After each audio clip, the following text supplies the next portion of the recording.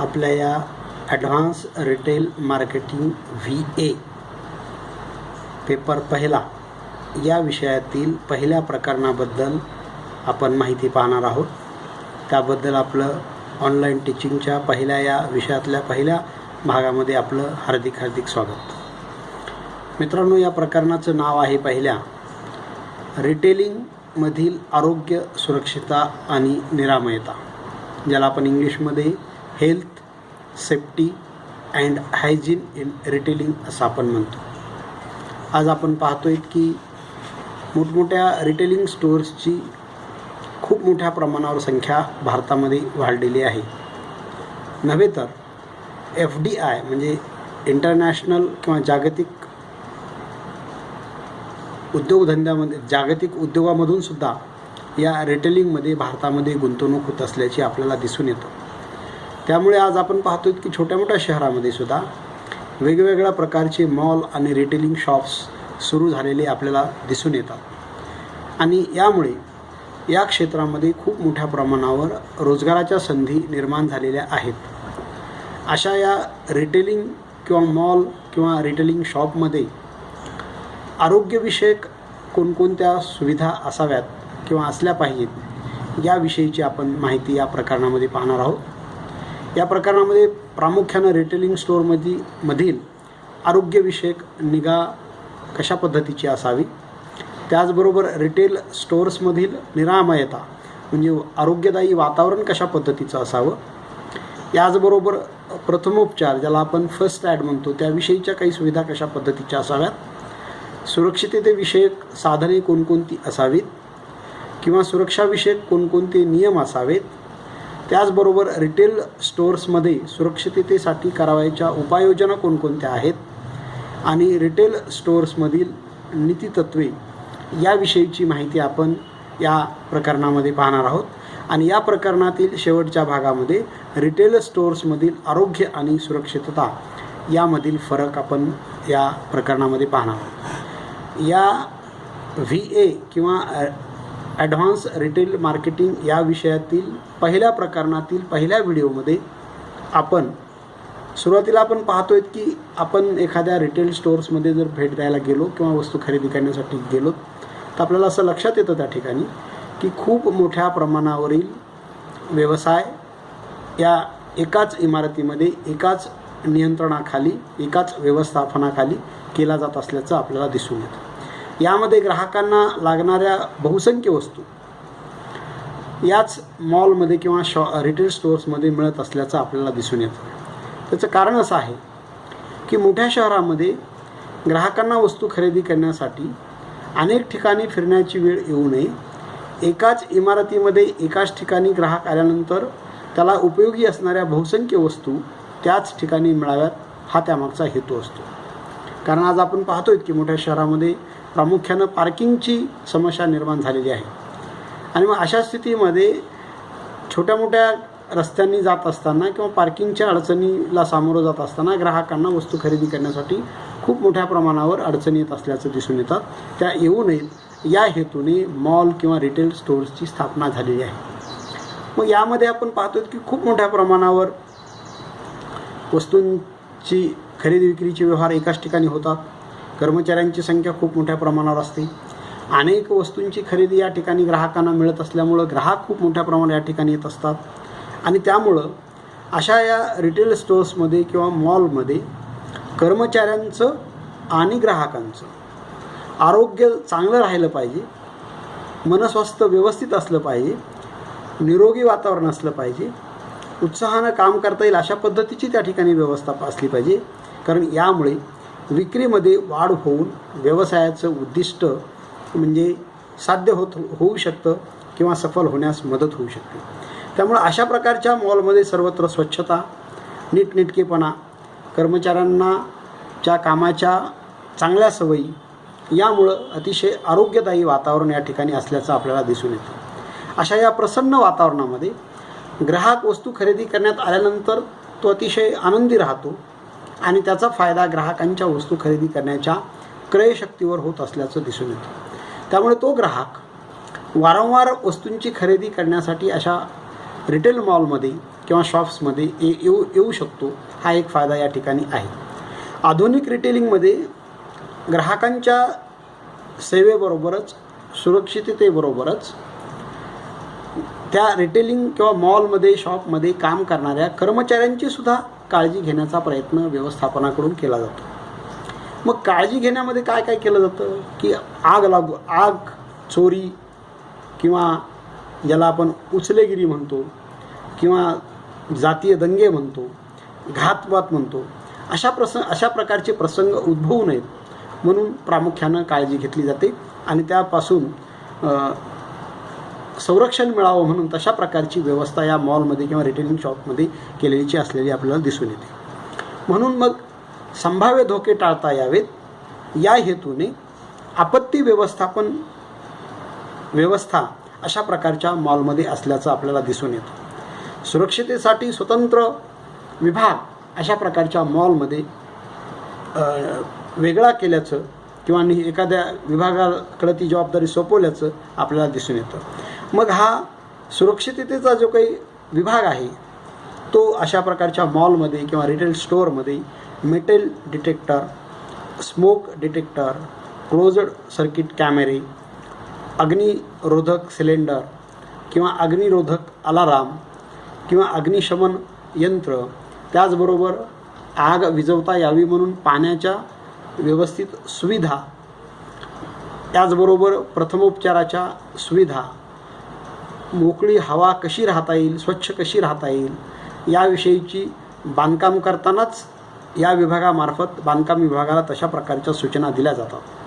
आणि मग त्यामुळं होतं काय की अशा परिस्थितीमध्ये दुर्दैवानं एखादी जर घटना घडलीच तर त्या घटनेवर ताबडतोब नियंत्रण करता येतं किंवा नियंत्रण मिळवता येतं आणि त्यामुळं कमीत कमी वित्तीय हानी व जीवित हानी कशा पद्धतीनं होईल या दृष्टीनं नियोजन केलं जातं. प्रथमतः व्यक्तींच्या किंवा कर्मचाऱ्यांच्या ग्राहकांच्या सुरक्षितेचा प्रश्न महत्त्वाचा समजला जातो आणि त्यानंतर मॉलमधील असणाऱ्या वस्तूंची सुरक्षितता याविषयीची काळजी घेण्याचा प्रयत्न या सुरक्षितता विभागाकडून केला जातो.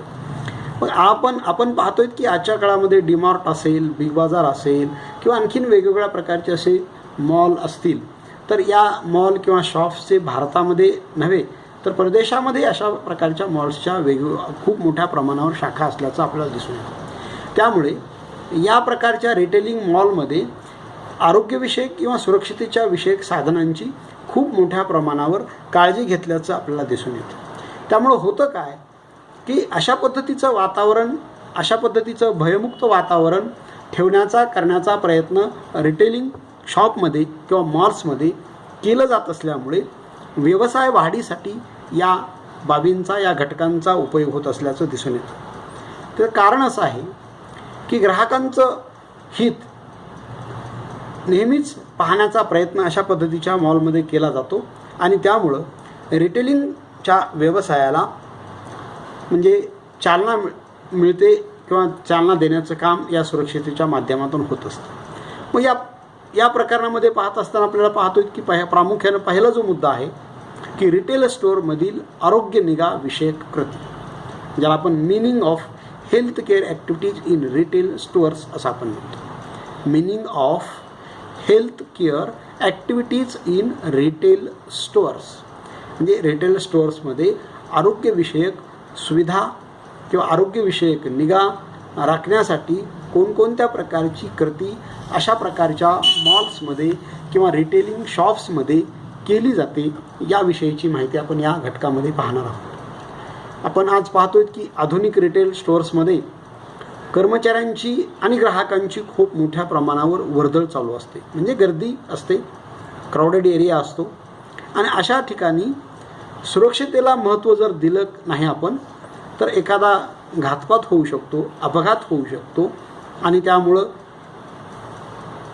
वित्तीय नुकसान असेल किंवा मानवी जीवांचं नुकसान असेल, अशा पद्धतीचं नुकसान खूप मोठ्या प्रमाणावर होऊ शकतं. मग असं होऊ नये म्हणून आपण प्रामुख्यानं या रिटेल स्टोअर्समध्ये आपण प्रामुख्यानं काळजी घेत असतो. त्यामध्ये पहिली काळजी असं आहे की जो ग्राहक आहे, ग्राहक वस्तू खरेदी करण्यासाठी एकदा का मॉलमध्ये आल्यानंतर त्यांनी ती व्यवस्थित वस्तू हाताळावी, त्याला ती पाहता यावी, या दृष्टिकोनातून सुरक्षिततेच्या साधनांचा, सुरक्षेच्या सर्व नियमांचा अवलंब या ठिकाणी केला जातो. कारण यामुळं वस्तूंची हाताळणी करताना, वस्तूंची पाहणी करताना, वस्तूंची तपासणी करताना, वस्तूंची निवड करताना जर ग्राहकांना अडचणी निर्माण झाल्या, गर्दी वाटली किंवा इनकन्व्हिनियंट वाटलं, तर अशा वेळेला ग्राहकांचा वस्तू खरेदीविषयीचा निर्णय होऊ शकत नाही. म्हणजेच ग्राहकांच्या वस्तू खरेदीच्या वर्तणुकीवर किंवा ग्राहकांच्या वस्तू खरेदीच्या पद्धतीवर विपरीत परिणाम होण्याची शक्यता असते. मग असं होऊ नये म्हणून या मॉल किंवा रिटेलिंग शॉप्समध्ये ग्राहकांना वस्तू हाताळण्यासाठी, पाहण्यासाठी पुरेशी जागा व्यवस्थित दिलेली असते. त्या ठिकाणी भरपूर सूर्यप्रकाश आणि लाईटची व्यवस्था केलेली असते. खेळती हवा ठेवण्याचा प्रयत्न केला जातो आणि यामुळं ग्राहकांची वस्तू खरेदी करण्याची जी काही क्षमता आहे किंवा ग्राहकांची वस्तू खरेदी करण्याची जी काही कृती आहे ती सहजपणे आणि पटकन किंवा ताबडतोब होऊ शकते. हा सुद्धा एक महत्त्वाचा मुद्दा आहे. त्याचबरोबर आरोग्याची निगा राखल्याने व त्याविषयक सुविधामध्ये कार्यरत कर्मचाऱ्यांचे आरोग्य व मन स्वास्थ्य उत्तम राखण्याचा प्रयत्न केला जातो. फक्त ग्राहकांच्या बाबतीमध्ये विचार करून चालणार नाही आपल्याला, तर रिटेलिंग शॉप्समध्ये कार्यरत असणारे जे काही कर्मचारी आहेत, सेल्समन्स आहेत, जे कर्मचारी ग्राहकांना वस्तू दाखवणार आहेत, त्या व्यक्तींचं सुद्धा आरोग्य व्यवस्थित असलं पाहिजे. अन्यथा तो कुठल्या तरी आजारी आहे, तो सातत्यानं त्या सेल्समनचं लक्ष त्या आजाराकडं किंवा त्याच्या ज्या काही त्याला जो त्रास होतो त्या त्रासाकडे जात असेल, तो वारंवार वस्तू दाखवण्यामध्ये अडथळे निर्माण होऊ शकतात आणि त्यामुळं ग्राहक अशा वेळेला वस्तू खरेदीचा निर्णय स्वतःचा थांबवू शकतो किंवा लांबवू शकतो.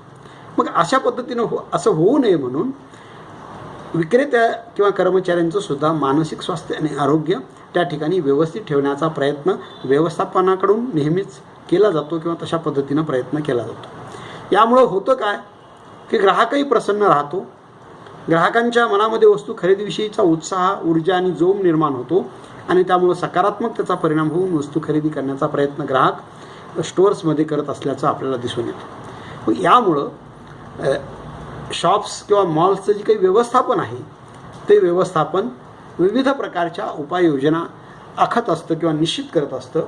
त्या कुठल्या प्रकारच्या आहेत याविषयीची माहिती आपण आता पाहणार आहोत. मग रिटेल स्टोअर्समधील कर्मचाऱ्यांच्या म्हणजेच विक्रेत्यांच्या दृष्टीनं कोणकोणत्या प्रकारची काळजी घेतली जाते किंवा कोणकोणत्या प्रकारचे त्या ठिकाणी उपाययोजना केल्या जातात हे आपण पाहूयात.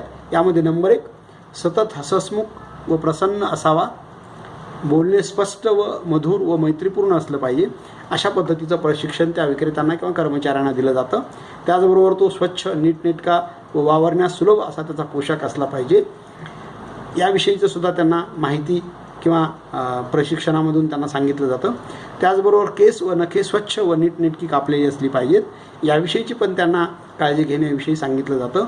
योगासने, प्राणायाम, व्यायाम नियमितपणे करण्याविषयीचं त्यांना सूचना केल्या जातात. दीर्घ श्वसन, शारीरिक हालचाली, स्नायू शिथिलता करणारे व्यायाम, योग, प्राणायाम, ध्यानधारणा इत्यादी विषयी त्यांनी नियमितपणे त्या कराव्यात याविषयीचं त्यांना प्रशिक्षण दिलं जातं आणि त्यामुळं त्यांच्या आरोग्यावर चांगल्या पद्धतीचा परिणाम होतो आणि त्यामुळे त्यांच्या कार्यामध्ये सुद्धा उत्साह होत असल्याचं आपल्याला दिसून येतं. त्यानंतर योग्य असा पौष्टिक आहार असणं गरजेचं आहे. आवश्यक तेवढाच आहार घ्यावा, भरपूर पाणी प्यावं याविषयीची त्यांना माहिती दिली जाते. शारीरिक तक्रारी असतील तर तज्ज्ञांचा सल्ला घेण्याविषयी त्यांना सुचवलं जातं किंवा सांगितलं जातं. किंवा बरेचसे मॉल्स किंवा बरेचसे रिटेल शॉप्स काही ठराविक कालावधीनंतर, महिने असतील, 2 महिने असतील किंवा 3 महिने असतील, अशा काही ठराविक कालावधीनंतर कर्मचाऱ्यांची आरोग्यविषयक तपासणी व्यवस्थापनामार्फत करून घेतात, जेणेकरून कर्मचाऱ्यांना कुठल्याही प्रकारची साथीचे आजार नाहीत किंवा कुठल्याही प्रकारचे त्यांना शारीरिक व्याधी नाहीत. अशा पद्धतीची तपासणी करून घेतल्यामुळं ती तपासणी करून घेतल्यानंतर एखाद्या कर्मचाऱ्यामध्ये तशा प्रकारची काही परिस्थिती आढळून आली तर त्या कर्मचाऱ्यांना योग्य तो उपचार देऊन त्याला व्यवस्थित करण्याचा सल्ला त्या ठिकाणी दिला जातो. याचबरोबर व्यवसाय संस्थेने विक्रेत्यासाठी वेळोवेळी आरोग्याची निगा राखण्याबाबतचे शिबिरे, प्रशिक्षणे व कार्यक्रमांचं आयोजन केलं जातं. जसं की योगासने असतील, प्राणायाम असतील.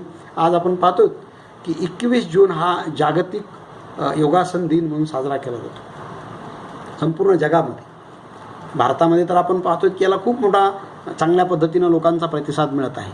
आणि मग अशा पद्धतीमध्ये आपण त्यांना अशा काही ठराविक कालावधीनंतर योगासनं असतील, प्राणायाम असतील किंवा आरोग्यविषयक काही शिबिरं असतील किंवा प्रशिक्षण असतील तर अरेंज केले जातात व्यवस्थापनामार्फत, ज्यामुळं की त्या कर्मचाऱ्यांच्या आरोग्य व्यवस्थित राहावं, त्याच्या कार्यक्षमतेवर चांगला परिणाम व्हावा, हा त्यामागचा हेतू असल्याचं आपल्याला दिसून येतं. मग यानंतरचा आपला मुद्दा असा आहे की रिटेल स्टोअरमध्ये आपण कर्मचाऱ्यांच्या दृष्टीनं वरच्या मुद्द्यामध्ये